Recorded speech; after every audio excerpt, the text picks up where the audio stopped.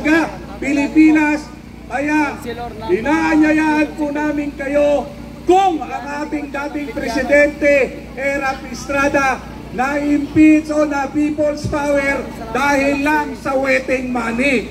Pero ito, bilyong-bilyong pondo ng ating gobyerno, ilabas ang bilyong-bilyong pondo! ninanakaw lang nila. Tama na! Tama na! Sobra na! Mag-resign ka na! Yun! Ilabas ang pondo sa flood control! Ito po ay panawagan na natin sa taong bayan na tumindig na po tayo. Tumindig po tayo sa katotohanan at ito po tinayuan na ni VP Sara. Inumpisahan na. Diyos na nga ang gumagawa at pinamumuka sa atin kung gaano karampat ang korupsyon.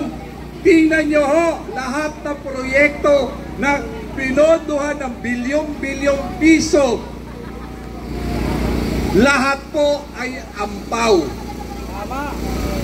Kaya kami po sa mga dumadaan po rito, apektado po kayo, nagbabayad po kayo ng buwis, buwan-buwan bawas po sa inyo para matigil na po ang korupsyon at ang rampant na pagnanakaw at kawalang-hiyaan ng administrasyon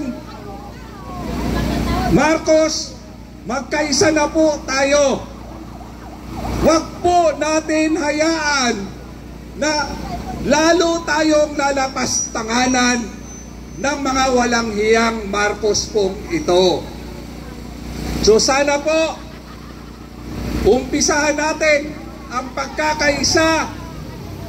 Simulan uli natin ang ating laging ipinaglalaban para sa bayan.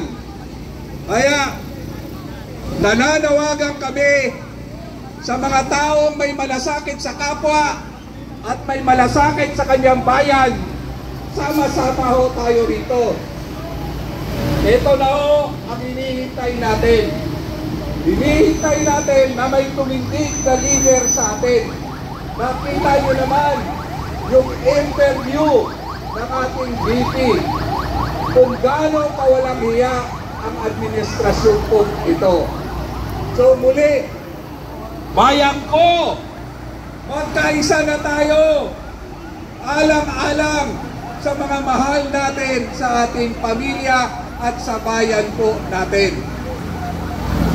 Ako rin po ay nananawagan sa ating pong mga pahayagan, ang ating pong mga media, ilabas naman po ninyo ang katotohanan.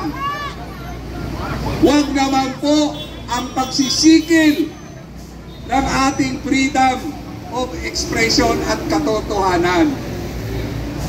Sa pagkakataon pong ito, samahan natin ang ating Vice Presidente na ibinuwis niya ang lahat para lang matigil at mahinto na ang korupsyon at kawalang-hiyaan ng Marcos administration.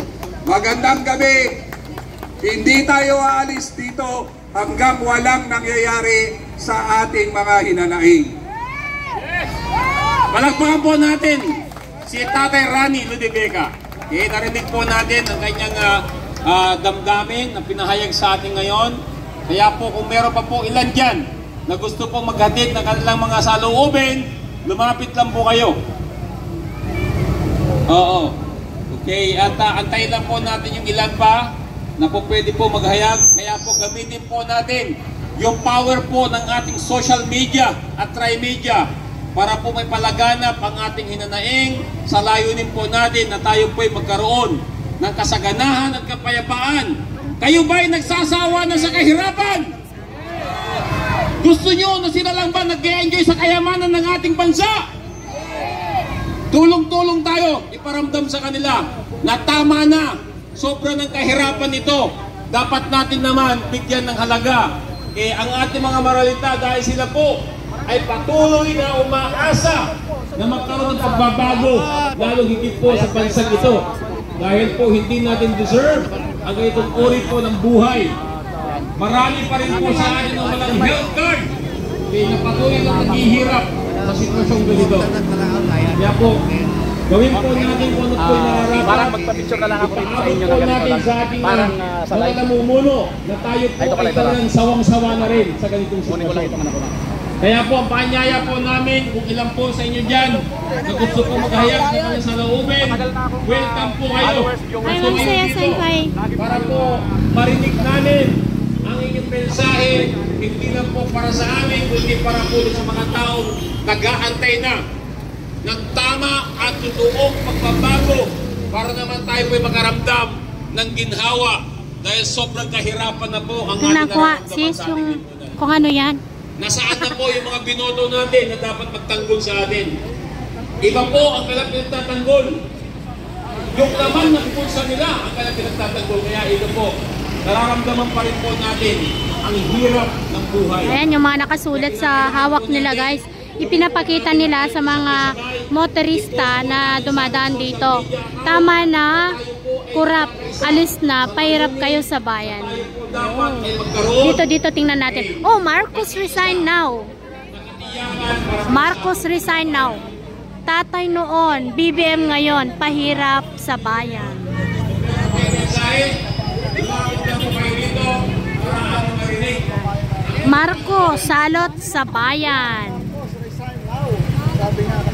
BP Sara, di ka namin iiwan. Wow, salamat. Ang dami ng mga kababayan natin dito. Dinangaw ba? Dinangaw. Walang iwanan Inday Sara. Yun, si Mother.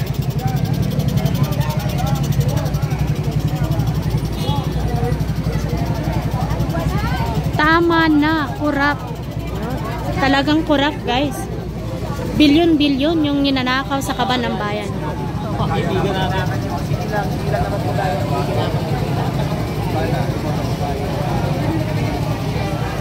Mungkahi po namin doon sa mga kasamahan natin. Maaari po kayong tumabi muna para hindi po kayo makantala sa trapiko. Okay?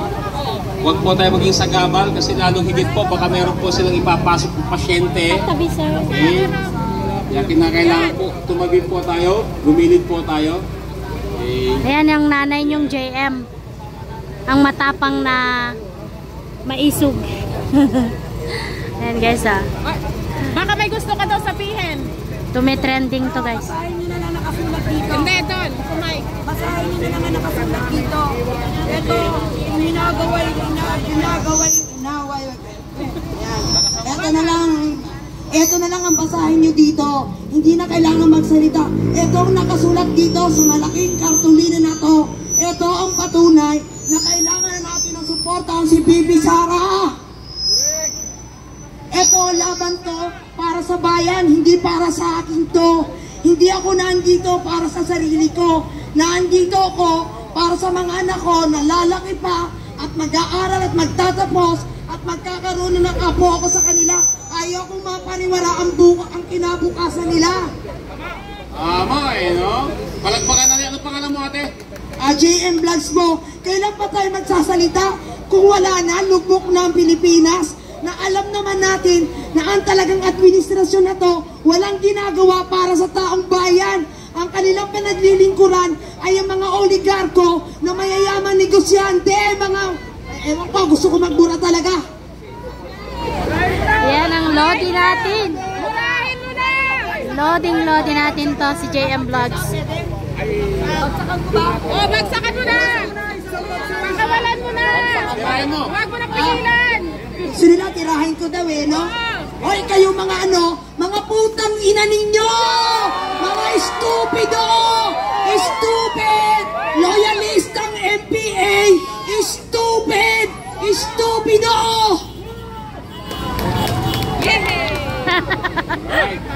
Ano komento mo kay Franz Castro? Narinig namin na inyo sa looben. Ano masabi mo kay Franz Castro? Sasabi mo daw. Franz Castro, ano masabi mo? Si Franz Castro? Convicted yun! Hindi na natin kailangan pang sabihan kung ano siya. Talagang convicted. Yan ang kanilang trabaho na magmanipula ng mga kabataan na dadalhin sa bundok. Tapos, ang mga isipan at ang puso ng damdamin ng kabataan, lalasunin nila at sasabihin sa kabataan, sa magulang nila na ako ay ipinanganak mo lang, hindi ko kayo magulang. Yan ang ina-agitate nila sa mga kabataang MPA. Franz Castro. Alright, maraming salamat po. At syempre po, gusto niyo po ba marinig ang taga Manila Times, isang profesor, walang iba kundi si Ma'am Malu ng Manila Times. Ito po, para marinig po natin ang kanya sa loobin. Ma'am Malu, ang ating profesor. Magandang gabi po sa inyo, Ma'am Malu. Magandang gabi po sa inyong lahat. Isang Malo. na gabi. Ako ay natutuwa na tumaan dito. Nanggaling ho ako sa batasan. Tinitingnan ko yung crowd ng support. Sana ho, wala kami nakita nung una, tapos sinabi ng kasamahan ko, yun yung nakaitim na t-shirts. So natutuwa ho ako, nandito kayo. Natutuwa ho ako na magkakasama tayo. Nagpapasalamat ako dun sa grupo ng DDS, sa grupo ng Labor, si Kunjal Rani. Marami pong salamat sa pagtulong nyo na iset up ito. Maraming salamat sa mga taong nandun sa kabilang side. Bakit po tayo naandito? Naandito tayo sa sobrang abuso. Sobra-sobra ng abuso, sobra-sobra ng persecution, sobra-sobra na ho ang injustice. Hindi ho patas ang laban. Bakit ho? Hindi lang naman ho si Vice Presidente Sara Duterte ang may confidential and intelligence fund. Bakit hindi buksan ang lahat na confidential and intelligence fund para magkaalam-alam ho? Dahil pinipintura nila na si Vice Presidente ay nanunlimbat ng pera. Wala pa hong ebidensya dahil yan ay nasa COA pa lang. Yun hong sinasabi nilang si Mary Grace Piatos. Isinama ho yan sa mga dokumentong binigay ng COA sa House. Wala ho Mary Grace Piatos. Yun ho ay ginawa. 3 pangalan ang isinama doon sa mga dokumentong binigay sa House of Representatives at pinagdududahan. Bakit ho hindi kailangang ibukas ang Confidential and Intelligence Fund? Dahil hindi pa ho tapos ang pag-audit. In-audit sila, mayroong sinasabi na notice of disallowance. Pag notice of disallowance, so parang bumili kayo sa tindahan, walang resibo yung itlog, walang resibo yung mantika. So tatanungin kayo, saan mo ginamit ito? So hindi pa ho natatapos yung prosesong yon. Hanggang Pebrero ho, next year, yung prosesong yon. So, yung ginawa kay Attorney Lopez, kaibigan ko si Laika, ay maling-mali. Dahil umuwi siya galing Los Angeles, pumarap siya sa committee. Nagsalita siya. Sinabi niya yung alam. Bakit pipilitin kung wala siyang personal knowledge? Kung kayo ho ba tinanong, nakita mo ba kung sinong kumuha nito? Ang sasagot mo, hindi, dahil wala ka doon. Yun ho ang personal knowledge.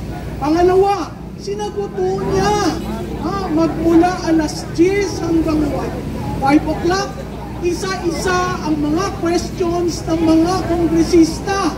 Naging magalang siya, naging diretso siya sa pananalita, wala siyang binabastos. So ano ang nabastos daw ang Kongreso? Yun daw hong sulat na binasa niya. Ang bawat ahensya ho ng gobyerno may karapatang sumulat sa another ahensya para sabihin ang kanilang posisyon. Hindi ho yun pine-question ang COA. Sinasabi lamang nila kung ano ang posisyon ng Office of the Vice President. Ano ho ang ginawa? Hindi ho ba nag-cite for contempt? Ano ho ang contemptuous sa sinabi niya? Hindi niya dinuro ang kongresista? Hindi